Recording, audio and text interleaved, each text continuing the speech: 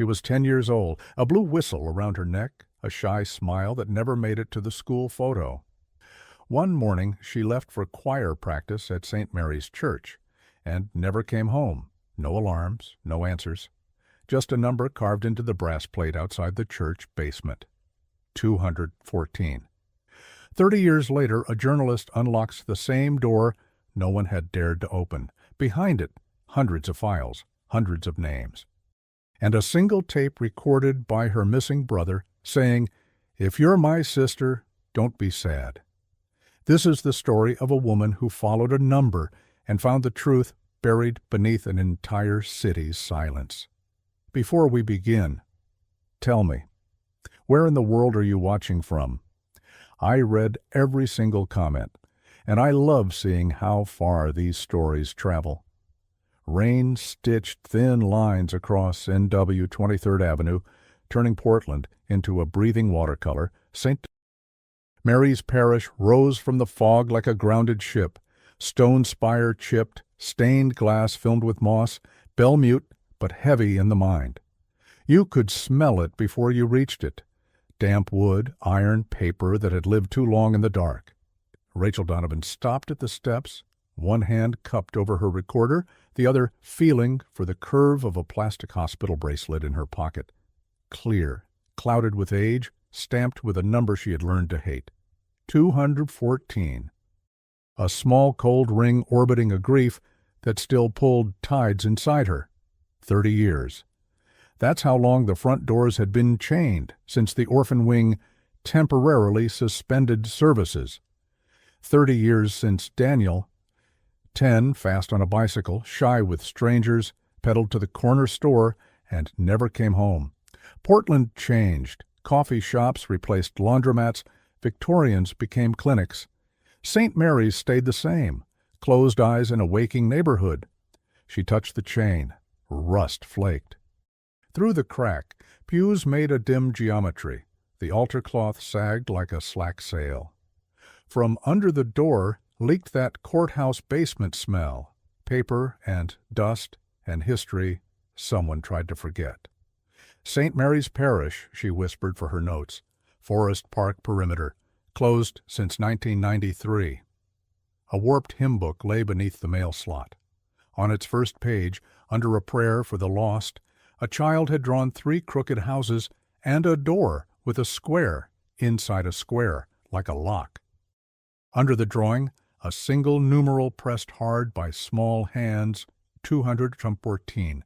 Footsteps sloshed in the puddles. A man in a dark overcoat approached with a canvas satchel and rolled blueprints. "Ms. Donovan?" Breath smoked in the cold. "Michael Boyd. The diocese sent me your email." "Reverend Boyd, thanks for meeting me." "I wish I'd brought bolt cutters," he said, eyeing the chain. "Locksmith's here Friday. We're taking inventory, seeing what can be restored." "Including the basement?" A beat. "There shouldn't be one. The original plans don't show it. But a 1993 inspection noted a sub-level mechanical room with separate access. It also says, door welded shut by order of parish administration. That was before my time. The rain sharpened to needles. Rachel thumbed the bracelet. What did they weld shut in a church?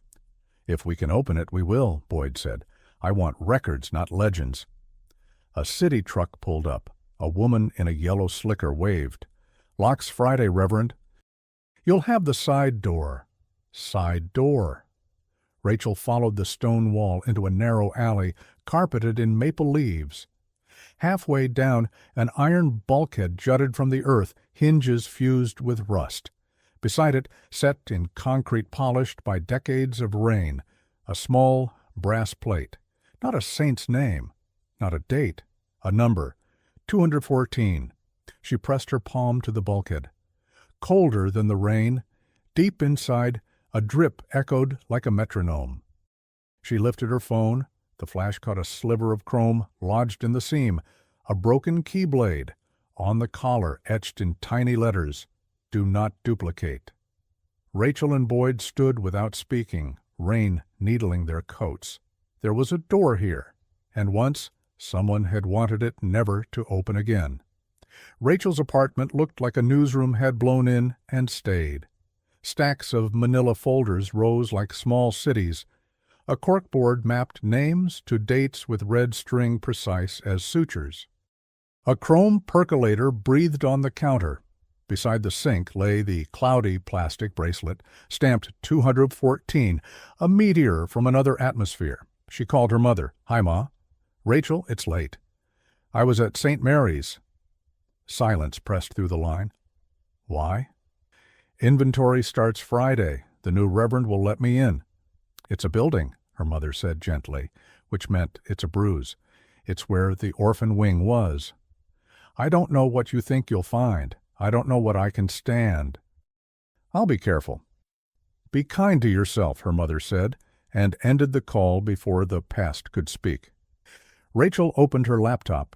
She filed records requests to the city for the 1993 inspection notes and any correspondence with the archdiocese, copied the county assessor for foundation drawings, and emailed her editor, Mara, St. Mary's Inventory.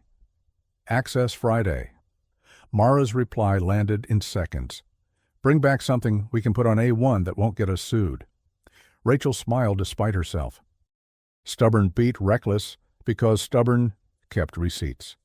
On her desk, a yearbook lay open to 1993, St. Mary's Parish School, 8th grade. Bottom row, Daniel Donovan, a smile he tried to hide. The ink had bled around his name like a shadow that kept touching him. An email ping, City of Portland, records acknowledgement, 15 days. She didn't have that kind of patience, but she had that kind of work. Next folder, Pierce Allen Ditt, retired. They'd met during a cold case series. His notes were clean block letters, dates in the margin, blue circles around what mattered. Allen had not lost a child to disappearance, but to a pill-cut wrong. He understood systems failing quietly and how records hid failures like bones under ivy. They met at Fuller's coffee shop where the counter leaned toward you like a friend. Allen still wore his badge on a lanyard, even though it didn't open anything anymore. "You picked a loud church," he said, sliding a photocopy across the table. 1993, service bulletin, crude floor plan on the back. Nave, transept, choir, sacristy, a rectangle marked mech near the rear wall, a small shaded square off to the side. "That shaded bit?" Rachel asked. "Sub-level access. If a hatch exists, it's under the choir stalls or behind the utility closet. The bulkhead outside is for equipment. Paper lives where people don't trip over it." She told him about the brass plate, the number 214, the broken key that insisted it shouldn't be copied. "Bring a camera," Allen said. "Wide, then detail. Hinges, locks, markings. Let the Reverend cut anything that needs cutting. You write what you can prove." Her phone buzzed. Subject: "You're asking the right questions," from an unfamiliar Gmail. Attachment: a photograph of a steel door flush with concrete, weld seam tracing its edges, paint blistered. Stenciled above the handle, "Orphan Wing, authorized staff only." Below it, 2 words, "Friday, noon." "You trust it?" Allen asked. "I trust the weld," she said, "and that someone wants me there." Back home, the percolator sighed. She printed the photo and pinned it above a fan of missing child flyers from 1988, 1994. Keisha J., Mateo P., Bethany R., Lyle K. The stack felt like a deck made for bad magic. A new alert, this time from her byline page. "I think I was there." "I remember a basement door." The number was 214. Username Chenderson, Claire Henderson, Seattle, QA engineer, adopted in 1996. Rachel emailed, "Claire, I'm a reporter. Thank you for writing. Anything you share stays with me until you say otherwise." In the morning, Mara called. "If we go near the word orphanage, legal will hyperventilate," she said. "Say parish-affiliated youth home until we know more. And don't go alone." "I won't," Rachel said. "Allen's in." "Of course he is." "He owes me a quote from 2009, Mara muttered, then softened. "Rach, if this breaks you, we spike it. No story over the reporter." "Copy," Rachel said, and meant it even as her hand found the bracelet again. On the bookshelf, between style guides and binders, a shoebox held the smallest things she owned, their childhood hospital bands, a Polaroid of Daniel missing his 2 front teeth, a slip of paper where he'd written, "Teach me cursive, you're good at it," in block letters. She told him she would. The week after, he was gone. Rachel closed the box not to forget, but to keep the remembering from running the whole room. Near midnight something slid under her apartment door with a soft whisper. A manila envelope. No return address. Inside, a photocopy of a maintenance map, stamped 1993 electrical. A red X below a rectangle labeled choir stalls. Under it, one line in neat block print. The door you want isn't outside. Friday came with a sky the color of unpolished pewter. The locksmith met them at the side entrance, where Ivy had patiently taught Brick to breathe slower. Reverend Boyd signed the city's release, the long form that made liability a kind of prayer, and the chain rattled back through the eyelets with a sound that made Rachel's molars ache. Inside, St. Mary's smelled exactly like she expected: damp rope, candle soot, old varnish, pages that had inhaled humidity and refused to exhale. The nave held the geometry of a paused procession. In the choir, the wooden stalls bowed inward as if tired of holding posture. Under Rachel's flashlight, dust rose like pale confetti, and then thought better of it.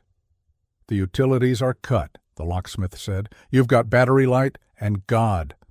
"Copy," Rachel said, and her voice sounded too bright, like a tourist in a ruin. They started with the utility closet behind the choir. Boyd's key squealed in the lock. Old mops sighed out of the way. A plywood wall waited inside, painted parish cream, with a rectangle knocked out and clumsily replaced. On the trim, someone had driven 3 nails and then sealed them with a stripe of brown wax, now cracked like lake bed. "This was cut," Alan said, crouching, then closed again in a hurry. Rachel photographed the seam, wide, then detail. Hinges, fasteners, the pattern of brush strokes that changed 3 inches from the edge. Different hand, different day. She tasted metal on her tongue and realized she was holding her breath. "Try under the stalls," the locksmith said. "I'll check the exterior bulkhead after." Under the farthest right choir stall, where the boards groaned with a voice too deep for their size, the wood had a clipped, perfect rectangle, like a trapdoor disguised by diligence. Its slotted screws were chewed almost smooth. "Somebody tried to open this with a butter knife and optimism," Alan said. Boyd swallowed. "We'll do it properly." They called in the city worker in the yellow slicker, Avery, all forearms and competence. She set a compact drill to low and backed the maimed screws out one by one. Under the hatch, a crossbar had been lag-bolted into joists like a line drawn in anger. Alan steadied the wood as Avery loosened the bolts. While they worked, Rachel circled the choir with her camera. On the underside of a pew rail, a child had gouged letters with something sharp: Mia. Near the hymn shelves, chalk dust ghosted a corner in the shape of a number rubbed away and redrawn. She angled her light, and the ghost agreed to be seen, 215. From the nave, wind found a loose pane and made it thrum. In the sacristy, a metal cabinet refused to open and then changed its mind. Inside, altar candles, a box of white gloves, and a thin binder labeled Visitor Log. Rachel flipped through the sheets and felt the date snag under her finger. March 3rd, 1993. Entry crossed out, rewritten, then struck again.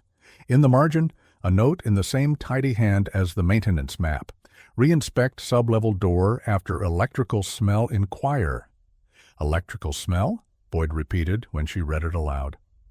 "Heat seals paint," Avery said without looking up. "A weld would blister it." "Like this," Alan added. He pointed to a ragged tide line on the baseboard that matched exactly the shape of the plywood patch. Rachel's phone vibrated against her hip. Claire Henderson. "I can talk for 15 minutes. I remember a metal door with a wheel like on a ship. I was little. A woman said that room was the winter closet. I remembered numbers, 214. I thought they were ages." Rachel typed with her thumb. "We're on site now. Your memory helps. No names will be used without your consent." "Roy?" "Crossbars free," Avery said. They lifted the hatch. Cold air slid up from the dark, not dramatic but complete, the kind of cold that remembers being clean stone and then learns about people. The hatch opened onto a square shaft no deeper than Rachel's shoulder. Beyond it, a horizontal tunnel framed in timber. The air smelled of limestone and laundry starch.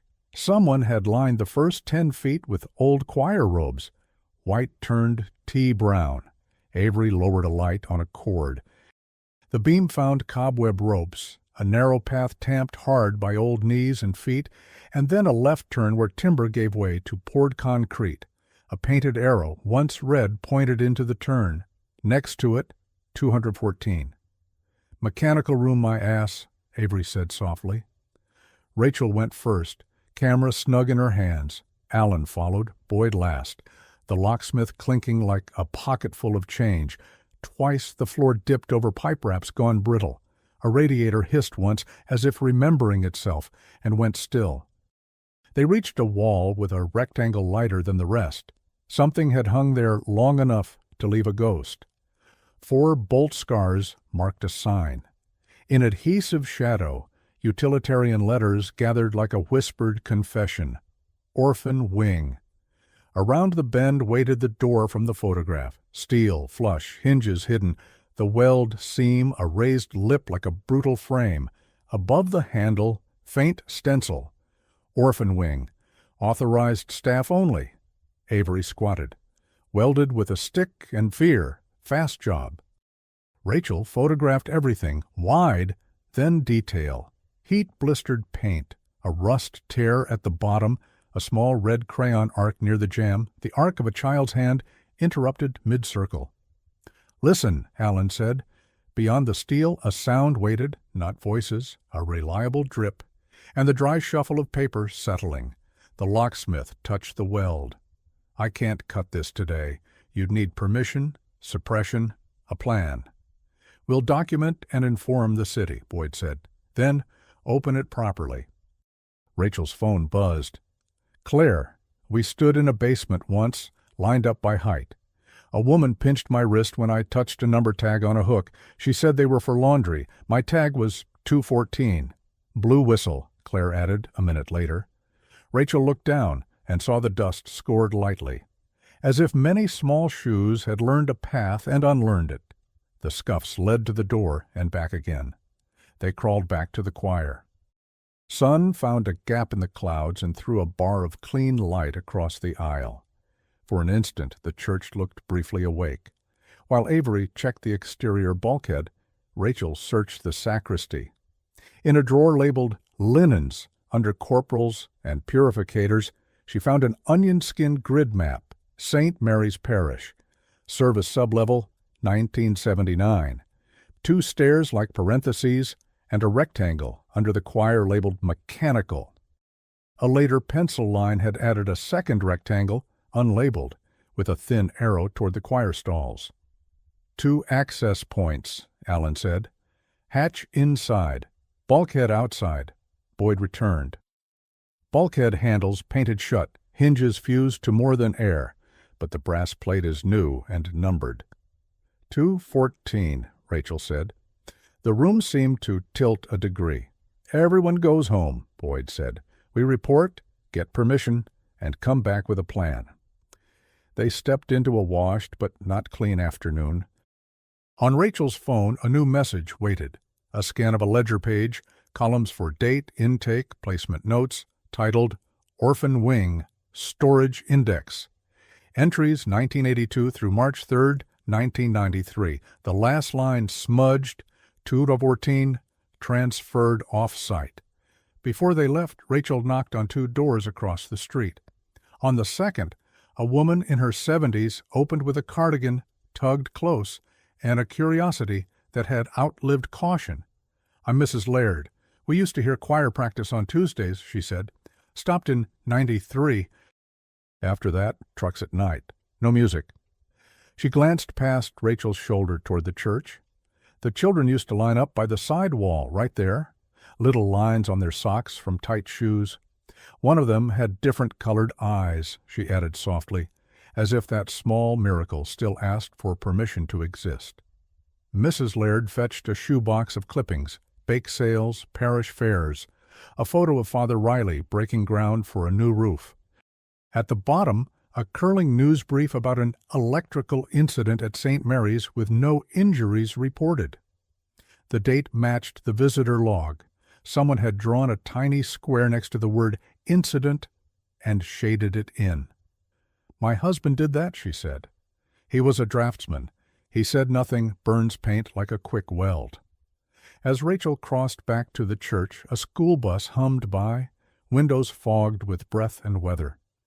For a moment the sound threaded through the open doors and laid a thinner, warmer note over the cool, dark inside, the city's ordinary life brushing against the seam of the past like two strangers passing on a sidewalk. From the alley, the locksmith called, "Reverend, second lock under the paint. Padlock was cut and painted over." Rachel raised her camera. The seam, the paint line, the second keyway, all of it real. A brief wind scattered maple leaves, then stilled like a held breath released. She pressed the shutter just as, somewhere deep inside, something heavy shifted and came to rest. Saturday broke clear and cold, the kind of Portland morning that makes the air feel rinsed. Rachel spread documents across her kitchen table, visitor logs, the onion skin sublevel map, Mrs. Laird's clippings, the maintenance email with the welded door, until the wood disappeared under dates. She anchored a curling corner with a hospital bracelet. 2:14. Transferred off-site. Off-site to where? She sketched a column. What we know. Church closed 1993 after an electrical incident. Sub-level hatch concealed under choir stalls, exterior bulkhead painted shut. Door stenciled, orphan wing, welded. Ledger titled Storage Index with entries through March 3, 1993. Last line 2:14. Transferred off-site. Neighbors recall night trucks, children lining up. Claire remembers a blue whistle, number tags, a ship wheel door. Brass plate outside engraved 214. Next column, what we can prove. She circled it. Fewer lines. That was the problem with stories that had learned to live underground. Truth began as a shape you felt with your hands in the dark. She called Mara. "I want a second set of eyes on site when the city opens the door," Rachel said. "Chain of custody photos. We log everything we touch." "You'll get a staff photoge and a copy editor who likes rules," Mara said. "Also, legal sent 3 paragraphs that begin with 'however.' The diocese's attorney called me at 7 a.m. and suggested we remember the word trespass." "We entered on authorization," Rachel said. "We're good, but we'll be meticulous." "And you'll talk to people who were there," Mara added. "On the record if you can, on background if you must." Rachel hung up and dialed Claire Henderson. A car blinker ticked in the background as Claire answered. "I'm parked outside a grocery in Ballard," Claire said, breath fogging her mic. "I keep thinking I'll forget if I wait." "It's okay," Rachel said. Start anywhere." I remember standing in a basement hallway with cinder-block walls, hooks with tags like a coat room. A woman said, "Hands to yourself, Claire," and pinched my wrist. I can still feel the moons her nails made. I remember a number over a doorway in metal, 2:14. Someone blew a whistle at nap time, one short, one long. I had nightmares later about doors with wheels. "Faces?" Rachel asked. "Names?" "Just pieces." A boy with mismatched eyes sat next to me once during a movie. They gave us cups of milk with foil lids. We weren't allowed to lick the lids.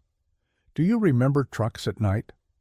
I remember wheels on concrete. I remember a man saying, "They're not babies, they're inventory." I didn't know the word, but later Later, it made me sick. What year were you adopted? 1996. Private attorney. My parents are good people, Claire said quickly, as if throwing a coat over someone she loved. They didn't know. I don't blame them. I want the right story. You'll get to approve any use of your words, Rachel said. Thank you. After the call, Rachel pulled records on private adoption attorneys operating in Multnomah County from 1988 to 1996. 10 names. She narrowed to those with parish connections, donors on gala programs, board seats at youth homes. 3 names remained. She circled one, Harlan Physicians Group, Pro Bono Counsel, Victor Harlan, JD-MD, physician lawyer. The kind of credentialed bridge that made illicit things look procedural. Alan arrived with the donuts and a banker's box. Pulled some microfilm yesterday at the county archives, he said, dropping a stack of city council minutes. Budget footnotes from '89, line item, to phase out basement storage at St. Mary's Youth Home. The phrasing is cautious, like they wanted the basement to stop being something. What is a storage index in a youth wing? Rachel said, tapping the ledger copy. If not a list of boxes, unless boxes meant children? Or files on children, Alan said. Transferring records off-site is how you erase a room without a sledgehammer. Rachel's phone pinged. Unknown number. You keep asking about 214. Stop. The building is unsafe. Attached. A photo of the St. Mary's exterior taken that morning. A gray sedan idled across the street. Zooming in, she recognized the archdiocesan crest on a windshield placard. Legal by surveillance, Alan muttered. He wrote the plate number on a post-it with deliberate block letters. We play cleaner. Interviews today, clergy, nurses, anyone. They started at a long-term care facility in Salem where Father Thomas Riley lived behind a coded door and a calendar with puppies. A nurse named Penelope looked like she solved problems by labeling them. He has lucid minutes, she warned. Ask simple questions. Avoid the word orphan. It makes him agitated. He says wing like it's a weather system. Father Riley's eyes were quick in a face that sagged toward sleep. Alan kept his questions stacked like coins. Father, do you remember St. Mary's? A blink. I remember rain. His voice carried smoke from years ago. Children track it in. They make puddles. Then guilt. Do you remember a basement door under the choir? Another blink. Doors, he said carefully. We were told to keep them shut. Told by whom? Rachel asked, gentle as she could make it. The man with lawyer hands, Riley said, and his fingers tapped an invisible desk. He said, storage, Father, liability, but there were names on the hooks, not boxes. I wrote them down. I wrote them down because names are how you find your way back. Where did the names go? Off-site, he said, and Rachel felt the word pass through him like a blade through gauze. Do you remember a boy, Daniel Donovan?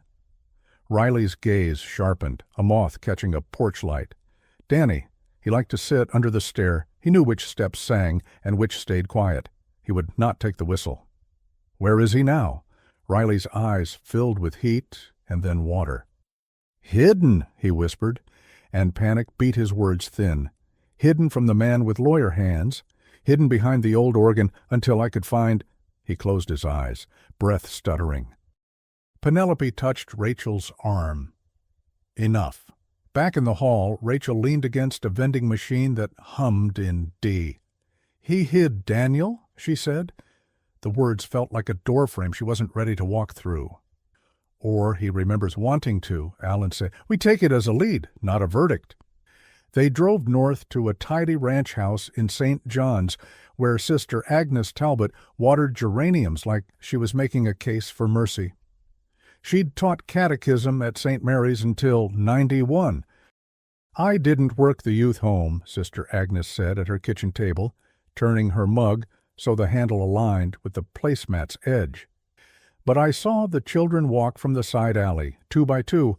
They called it the winter closet, because that sounded like care.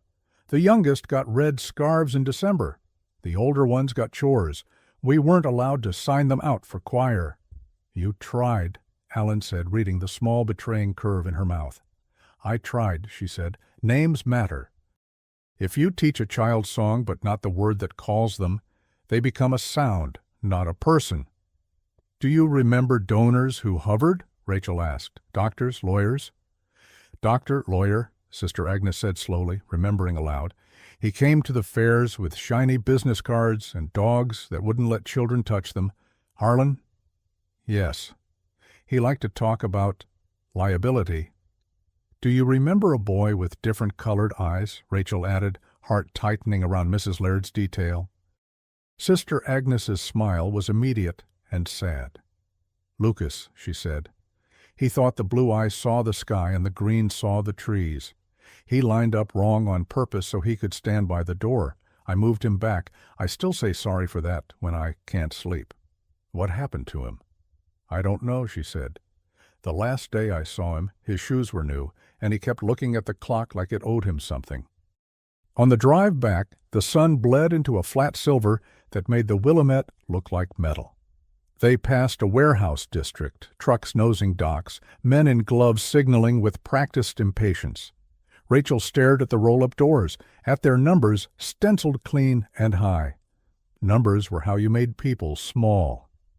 At her apartment, a letter waited with a diocesan seal. She opened it with a butter knife, which felt accidentally symbolic. "Ms. Donovan," it began. "We are committed to transparency regarding the restoration of St. Mary's, but cannot allow access to unsafe substructures without proper permits. Please cease direct entry and coordinate through our office. In pastoral concern, Reverend Chancellor Arthur McNabb." Tucked inside, a glossy brochure, Reclaiming Sacred Spaces. The cover photo showed a newly varnished pew where the grain looked like a road you could drive. She pinned the letter next to the ledger scan and wrote in Sharpie, "No access, no story." Her phone lit again. "Claire. Strange. My adoption file lists St. Helena Youth Home in a memo line. Isn't yours St. Mary's?" St. Helena, a name from Rachel's first draft in Asheville, the one she'd abandoned for Portland. It wasn't coincidence. It was spillage. Institutions rebrand the way rivers rename themselves around dams. She searched for St. Helena in Portland archives. An old DBA filing popped up, St. Helena Youth Services, registered 1981, dissolved 1994, agent of record Victor Harlan, J.D., M.D. Allen whistled low. "Names are doors," he said. "We found a hinge." They built a timeline that looked less like a line and more like a river braided around rocks. 1981, St. Helena Youth Services registered, Harlan as agent. 1982-1993, Orphan Wing Ledger, Storage Index entries begin, trucks noted by neighbors, parish budgets list basement phase-out. March 3, 1993, electrical incident. Visitor log mentions re-inspecting sublevel, weld blister on paint, ledger last line 2F rained, transferred off-site. 1994, St. Helena dissolves, St. Mary's closes. 1996, Claire adopted via private counsel in Seattle. Memo references St. Helena. Off-site could mean a storage vendor, Allen said, digging into 1990s contracts. Who handled records for the diocese back then? He called a friend who still wore a badge that opened doors. 2 hours later, he had a list of vendors: SureSafe Storage, MetroVault, Cascade Records. He phoned until his voice roughened. At MetroVault, a manager named Deirdre sounded like she'd been disappointed by institutions enough to tell the truth. "We purge on schedule unless a client pays to freeze," she said. "But we do have legacy boxes from closed accounts stuck in the dead zone. Nobody wants to pay to shred. Nobody wants to admit they exist." "Owen." "What name's on the labels?" Allen asked, speaker on. Rachel scrawled as Deirdre read, "Parish of St. Mary's, St. Helena Services, Harlan Physicians Group, V. Harlan Trust, storage numbers instead of titles. The oldest boxes are hand-lettered with tags. 2M14 appears on 2 lids. They're flagged, hold for legal." "Hold by who?" "Order from 1994, signature indecipherable," Deirdre said. "But there's a note from 2001. Do not release without in-house counsel approval. Can we view on site with a court order? Alan asked. Get me a judge's scribble or a letter from the current chancellor, and I'll wheel them out myself, Deirdre said. I like clean shelves. Rachel hung up and texted Mara. We may have off-site. Boxes labeled 2 and 14. Mara replied with a gif of someone taking a deep breath. Careful. Paper cuts both ways. They still had Sunday before the city would supervise an opening. Rachel used it to chase humans, a retired intake nurse, a bookkeeper, a sacristan. Most didn't answer. One did. Nora Valdez, 69, retired bookkeeper at Harlan Physicians Group. They met at a public library table, washed with winter sun, so bright it flattened shadows. Back then I typed numbers, Nora said. Numbers that were humans. It made me good at sleeping badly. She slid a manila envelope across the table. Inside, copies of billing summaries, hand-typed memos, a routing slip with the archdiocesan crest stamped faintly in violet from Harlan Physicians Group to St. Helena Youth Services. Subject, intake, records routing. Listed under subject, 214 expedite. I took these home one day, Nora said, hands steady in the way of people who have chosen to stop shaking. They were going to shred old folders in '94. I told myself I'd return them after someone asked the right question. Why now? Rachel asked. Because you're asking, Nora said simply. And because I'm tired of living like a person who looked away. Who signed the routing slips? Alan asked, tapping a looping signature. Harlan sometimes, Nora said. Mostly his office manager, E. Glass. Funny name for someone who wasn't transparent. Did you ever go to St. Mary's sublevel? Twice, Nora said, eyes gone to the middle distance. Once to deliver a box labeled index cards, once to pick up a transfer. You don't forget the smell of a place where paper is asked to stand in for children. Was the door welded then? No, Nora said. There was a metal door with a wheel, like a walk-in.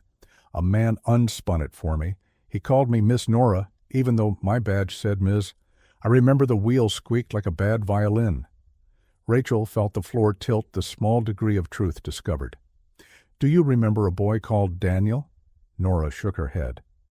I remember boxes labeled with numbers, and I remember someone wrote little stars next to some numbers in pencil, like a secret kindness. 214 had a star. Rachel photographed the documents, wide then detail, as if the act of capturing light perfectly could keep the past from wriggling free. She thanked Nora and promised copies if the story published. No names without consent, she said. No surprises. On the curb, a gray sedan idled again. The driver lifted a phone. Rachel lifted hers too and took a picture of his picture. Alan stood with his hands in his coat pockets, looking like a man who had learned to let adrenaline pass without answering it. We'll ask a judge for an emergency order Monday to view Metrovault boxes, he said. We'll ask the city to open the interior hatch with fire on standby, so nobody calls us reckless. Meanwhile, Rachel said, I want to see what the organ hides. They returned to St. Mary's Sunday afternoon with Boyd, Avery, and a city inspector named Jade, who hated lazy rules. The nave was brighter with the sun shouldering through. Dust lifted obediently in columns. Behind the choir, the old pipe organ hunched like a retired animal.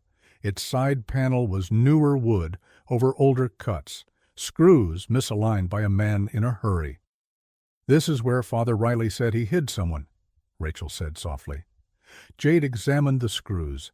Cover plate added, then painted, she said. No current hazard. We can remove without destroying anything. They catalogued angles. Then Jade backed the screws out. Behind the panel was a narrow void filled with choir cushions, a broken metronome, and a tin box painted the faded blue of children's furniture. Its latch had been wrapped with waxed thread and sealed with, Rachel's breath caught, brown altar wax, smoothed by a thumb. Jade looked at Boyd. He nodded once. Open it. We're inventorying, not stealing. Dear Rachel documented the seal, then lifted it with a blade. Inside lay index cards, rubber-banded in stacks. a blue plastic whistle with a bite mark on the mouthpiece, a Polaroid of the choir dated Feb 28, 1993 with two faces smudged into absence, and a cassette tape labeled in tidy block letters for RD. A second line, fainter, if she comes back. Her initials, inverted by blood, Rachel Donovan. She didn't realize she'd sat down until the cool of the stone found her through her jeans. Alan crouched beside her without touching her. "We'll play it clean," he said. "Chain of custody. You don't have to be a reporter to be a sister in this moment." Boyd cleared his throat, a practical sound masking something unpractical. "We log the contents, reseal the box, and secure it in my office until the city opening," he said. "No one walks away with evidence in a pocket." Rachel nodded. She photographed the bite mark on the whistle. One incisor notch was slightly crooked, the way Daniel's had been before braces he never wore. At the back of the nave, the wind lifted a hymn book page and let it fall.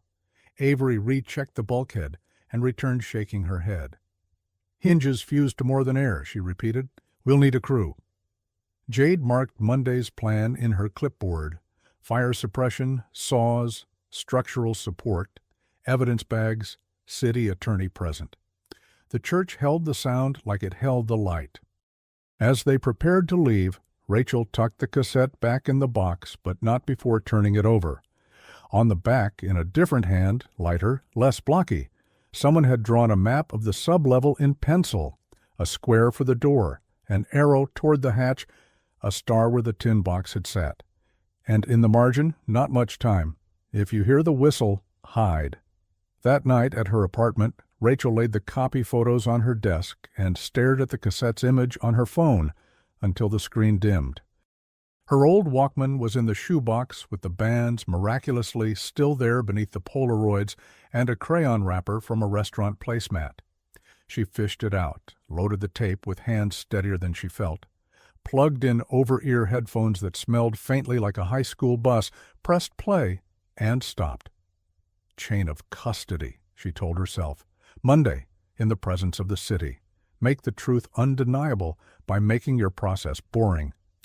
Outside, a garbage truck shrieked as it lifted a can and then set it down with unceremonious grace. On the corkboard, the word "off-site" sat underlined twice. On her phone, a final text landed from the unknown number. "Whatever you think is behind that door will only hurt you. Leave it shut." She stared at the message until letters became shapes. Then she wrote a single line beneath the day's notes. No flourish, no drama, just a duty. We opened the door. And in the morning, with city officials, a photog, an editor who likes rules, and a priest who wants records, not legends, they would. Monday morning arrived gray and expectant, as if the sky itself were holding its breath. City vans lined the narrow street beside St. Mary's Parish. Cones, caution tape, a truck labeled Portland Fire and Rescue, Standby Unit 3. Reporters weren't here yet. Rachel had convinced Mara to keep the press at bay until they knew what was real. Inside the nave, halogen lamps threw a clinical light over the choir stalls.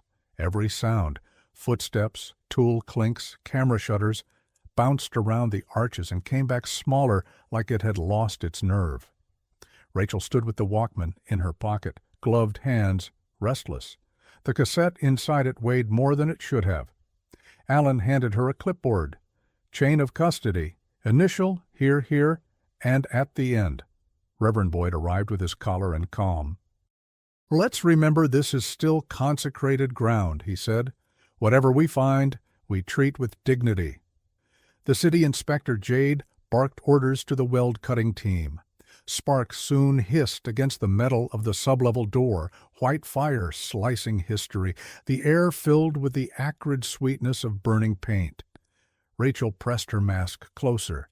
Somewhere deep in the building, alarms from another decade seemed to echo, the ghosts of drills long past. The seam gave way with a metallic sigh. Avery wedged a crowbar under the lip and leaned. The door moved an inch, then 3, exhaling dust the color of paper. Behind it, darkness waited, dry and stale. "Vent first. Jade said. Hoses hissed, fans thumped, then a nod. Rachel lifted her camera, wide then detail. The beam of her flashlight met a corridor narrow as a throat, lined with metal shelves bowed by weight. On each shelf, boxes, hundreds neatly stacked, labels handwritten in blue pencil, 1984, 1986, 1990, 214B, 214C. Her breath trembled. Their records. Alan crouched by the nearest stack. No mildew, climate sealed. Someone maintained this even after it was sealed. Boyd crossed himself once, eyes wet. Lord have mercy. Each box had 2 columns of numbers, left, intake dates, right, a final column marked disposition. Some said adopted, others transferred, and too many simply blank. Rachel photographed row after row until her fingers cramped. Avery checked the ceiling vents. Airflow's still active. Somebody kept power here at least part-time. In the second aisle, a single metal cot leaned against the wall. Its blanket was military gray, folded with impossible precision. On the concrete beside it sat a small wooden crate labeled supplies. Inside, wax candles, a child-sized toothbrush, and a stack of notebooks wrapped in twine. Rachel slit the twine with her penknife. The top notebook was a ledger, but written by hand, pages dense with dates and first names: Lucas, Keisha, Mateo, Bethany, Daniel. Each name accompanied by a note, age, hair color, distinguishing marks. The handwriting trembled after 1992 and stopped mid-line on March 3, 1993. Alan leaned over her shoulder. Same day as the electrical incident. A final entry, half a line long. 214. Removed by FR for safekeeping. Pending retrieval. FR. Father Riley. Rachel's throat tightened. He didn't imagine hiding someone, she whispered. He did it. At the end of the corridor, the air shifted. A faint mechanical hum throbbed behind another steel door, smaller and newer. Utility access only, stenciled above it. Avery tested the handle. It turned. The hinges shrieked once and opened to a chamber no larger than a bedroom, filing cabinets, a workbench, and against the far wall, an old reel-to-reel tape recorder connected to a timer. Beside it, a small crate stamped, Evidence. Do not remove. Inside were 3 cassette tapes, identical to the one Rachel had found in the organ, plus a paper envelope, brittle with age. Across its face, a line of neat script, for the child who asks why. She opened it. A Polaroid fell out. Daniel, 10 years old, smiling on the parish lawn, blue whistle hanging from his neck. On the back, if you see this, it worked. Her pulse crashed in her ears. He was here, she said, voice barely more than air. Alan steadied her elbow. Then maybe he left a map. Jade approached, tablet recording timestamps. We're logging this as a sealed evidence room. You can catalog under supervision, but nothing leaves until we clear for hazards. Rachel nodded. Let's play the tape first. Avery found a portable player among the equipment.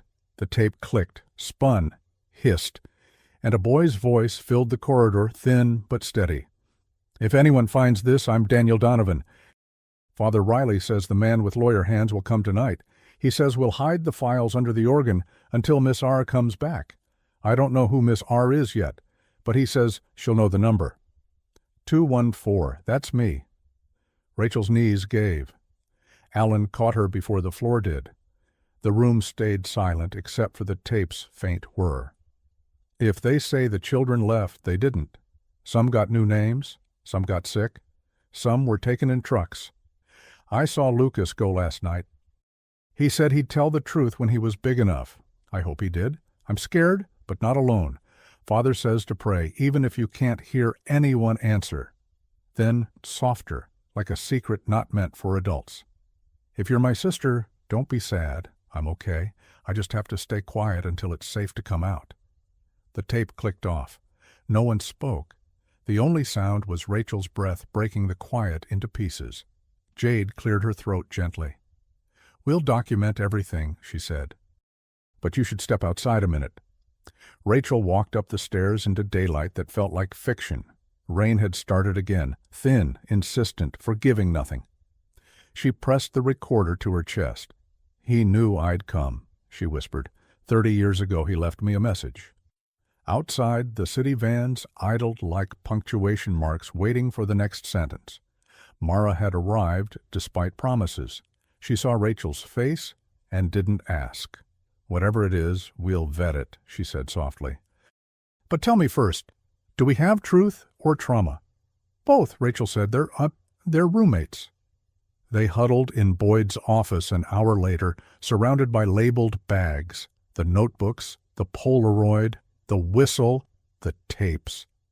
Jade arranged them in evidence order. "This chamber's been climate-controlled," she said. "Somebody with access kept it intact. We'll trace the power feed to the diocese utility grid." Alan scrolled through the ledger photographs. Every number cross-references an intake sheet in the MetroVault boxes. If those match, we can map every missing child case to a line item. Mara leaned forward. "And Harlan?" Rachel opened her laptop. "Registered a nonprofit called New Horizons Placement Services in Seattle right after St. Helena dissolved. He's still on medical boards, ethics committees, ironically." "Do we go public?" Mara asked. "Not yet," Rachel said. "We corroborate.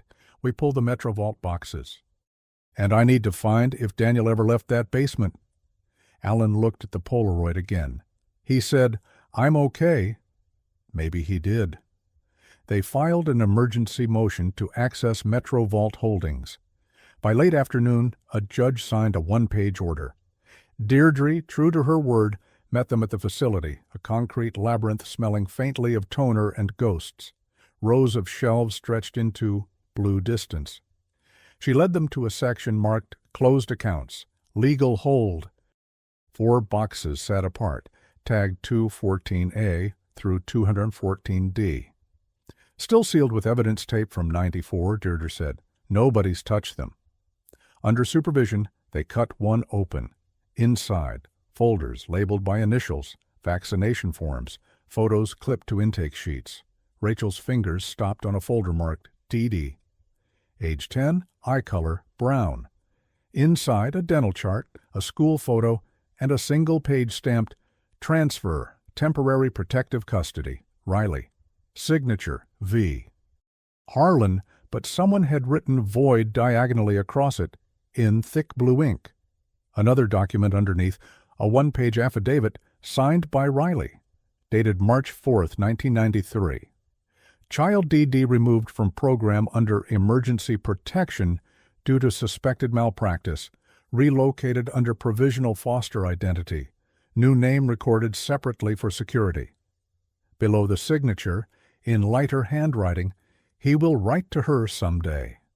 Rachel stared until the letters blurred. "He got out," she whispered. "He survived," Alan exhaled. "Then someone knows who he became." They found no address, but tucked at the back was an envelope addressed to R. Donovan, care of Asheville Times, her old newsroom, where she'd started before moving west. Postmark smudged but legible. Seattle, 2012. It had never reached her. Inside a single sheet. "Rach, if you ever chase the number, remember? Truth can free you or feed you. Choose carefully." D. The room swayed around her. "He's alive," she said. "He's been alive." Mara stepped closer. "Then the story's not about a door anymore. It's about what happened after." Rachel nodded slowly. "We still open everything, but we open it right." Deirdre sealed the boxes again. Outside, the sky cleared to a pale blue that looked almost merciful. Back at St. Mary's, evening light poured through a cracked pane and lit the dust like gold flakes in water. Rachel walked alone to the altar. The sound of the city leaked in, traffic, voices, life. She held the blue whistle, placed it on the stone rail, and whispered, "You did it, Danny. I heard you." From somewhere beneath the floor came the faintest echo, a drip steady as a heartbeat, and, for an instant, a note of air whistling through an unseen vent, one short, one long. The sound faded as quickly as it came, leaving Rachel in a stillness that felt deliberate. She stayed kneeling by the altar until the ache in her knees convinced her she was, in fact, alive. Evening spilled through the cracked glass in narrow rivers of orange. It painted the dust in soft fire, and caught the whistle on the rail, so it gleamed like something finally forgiven. Alan entered quietly, hat in hand. Fire crews packed up, cities locking the site till evidence transfer tomorrow. She nodded without looking at him. I thought I heard it again. The whistle? Maybe just air in the vents. She half smiled. Maybe not. Alan lowered himself onto a pew. I've chased cases that ended in lists and autopsies. This one ended in breath. That's rare? Rachel sat beside him, notebook open, but empty. I used to think finding answers meant peace. It doesn't. It just rearranges the questions. He looked toward the choir stalls where they'd pulled the hatch. What will you write? The truth, she said. That's all he ever asked. Down the nave, Reverend Boyd moved from bench to bench, collecting the hymn books that hadn't disintegrated. I'll request the diocese to memorialize every name in that ledger, he said softly, not as data, as souls. When he reached the altar, he hesitated at the whistle. May I? Rachel nodded. Boyd lifted it, held it to the light, and blew, just once, barely a whisper of sound. It echoed off the stones, small but clear, and settled somewhere deep in the foundation. Later, outside, the street smelled of rain and diesel. Reporters had started to gather at the tape line, but Mara handled them with the practiced calm of someone who had weathered worse truths. Preliminary findings only, she told them. Full story, pending verification. Rachel stood apart, rain dampening her hair. The Polaroid of Daniel rested inside her coat pocket, close enough to feel its outline against her heartbeat. Going to Seattle? Alan asked. I have to, she said. The postmark was there. If he mailed that letter, someone might remember. He nodded. You want backup? She smiled faintly. You still owe me coffee. Then I'm coming. 2 days later, they reached Seattle under a lid of mist. The address from the 2012 envelope led to a narrow craftsman house on a quiet street overlooking Lake Union. A for rent sign leaned in the yard, half peeled. The mailbox still bore a nameplate, D. Reed. Rachel stared at it, pulse drumming. Reed, common enough to hide behind. She touched the plate. The metal was cold, but not forgotten. A neighbor trimming a hedge glanced up. You looking for Dan? He asked. Her throat closed around the word, yes. He moved a few months back, the man continued. Nice guy. Fixed bikes for the kids around here. Left a box of stuff. Said if anyone ever came asking for him, to hand it over. He disappeared into his garage and returned with a shoebox wrapped in brown paper. Inside were tools, a folded newspaper clipping of a Portland Herald byline, R. Donovan, The Forgotten Children of St. Mary's, and beneath it a note. You kept your promise, Rach. I kept mine. The truth's yours now. Don't chase ghosts. Build something from them. D. At the bottom of the box lay another blue whistle, newer, unbitten, threaded with a thin silver chain. Rachel closed her eyes. He saw the story before I wrote it. Alan rested a hand on her shoulder. Then he believed you'd find him. She slipped the whistle over her neck. The air smelled of wet cedar and lake water. Pacific Northwest immortality. Across the street, a child on a red bike laughed, the sound bright enough to cut through everything heavy. Back in Portland a week later, the Herald ran the story in 3 parts. The city opened an inquiry. The diocese released a statement of contrition. Families began to call, one after another, each name another. Light turned on in a long corridor. Boyd's parish held a vigil where candles filled the nave like constellations finding formation. Rachel didn't attend. She stood outside under the eaves, watching through the open doors. Every flame flickered with its own defiance, each one a heartbeat of the ones who hadn't been allowed to grow up. When the choir began to sing, soft, uncertain at first, She finally stepped inside. She placed the new whistle on the altar beside the old one. 2 notes of the same story, 2 versions of survival. Then she whispered the sentence that had lived in her for 30 years. Home isn't where we were taken. It's where the truth lets us rest. As the final hymn rose, rain tapped against the windows in time, and somewhere deep below, water found its steady rhythm again, one short, one long, like the world remembering how to breathe.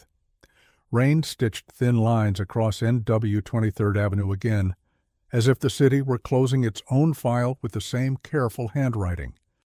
A week had turned the church from crime scene to archive.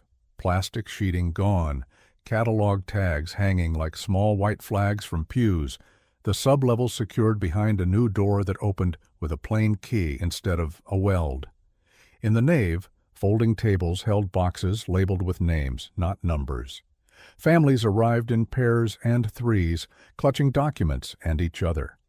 Rachel stood near the side aisle, invisible in the way reporters learn to be when the story belongs to others. Reverend Boyd moved from table to table with the patient momentum of someone ferrying people across a river he could not part. Sister Agnes held hands that needed holding. Jade hovered near the stairs, answering questions about process without putting her weight on anyone's grief. Alan positioned himself by the door like a lighthouse, steady, directional, never in the way. Claire Henderson was there too, sleeves pushed to her elbows, scanning a ledger for the slanted handwriting that had once called her inventory. When she found her name, she didn't cry.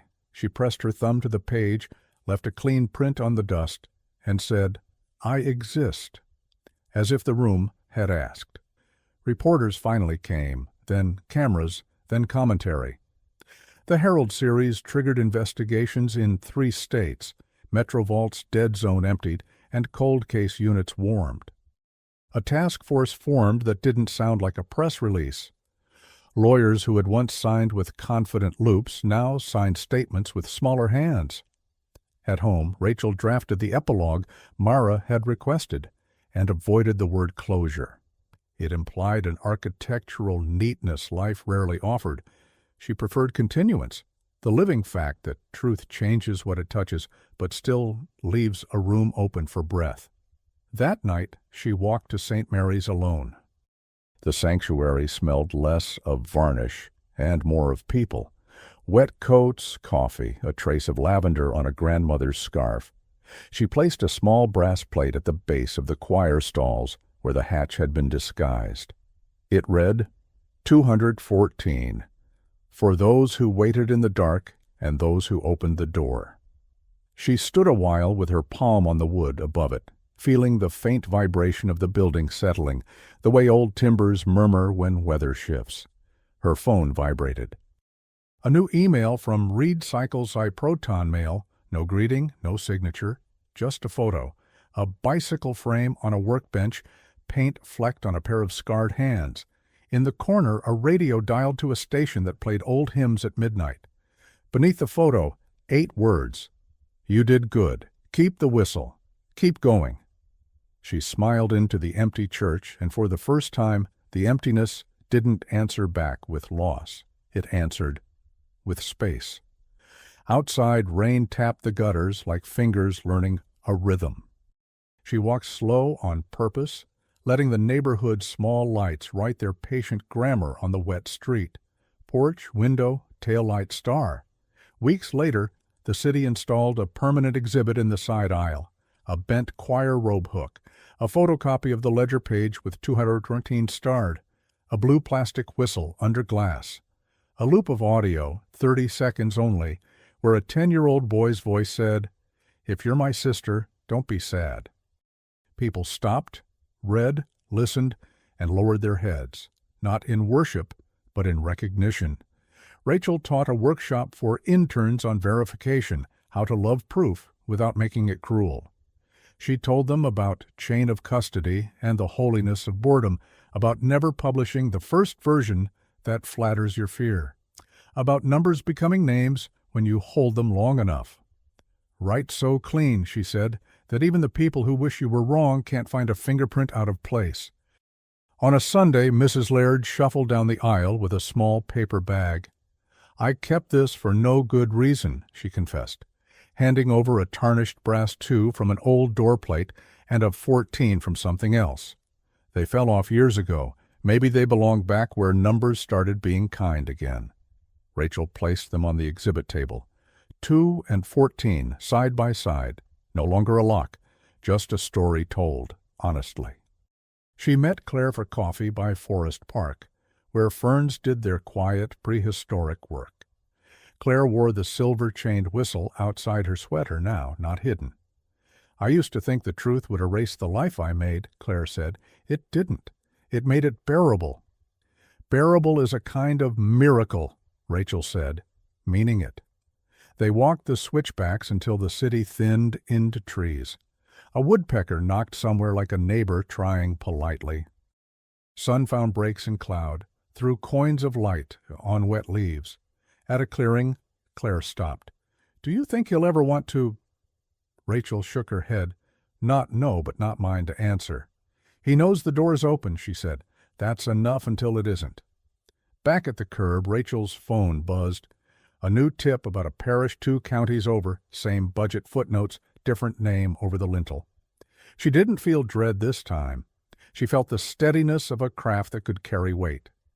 That evening she returned to the church alone one last time, stood at the altar where the 2 whistles lay. A small duet of survival. She touched the older one, felt the notch where teeth had bit down against fear, and then the newer one, smooth and unscarred. She raised the new whistle and blew the gentlest breath, one short, one long. The answer came from the vents, not miraculous, not staged, just air finding a way through old passages.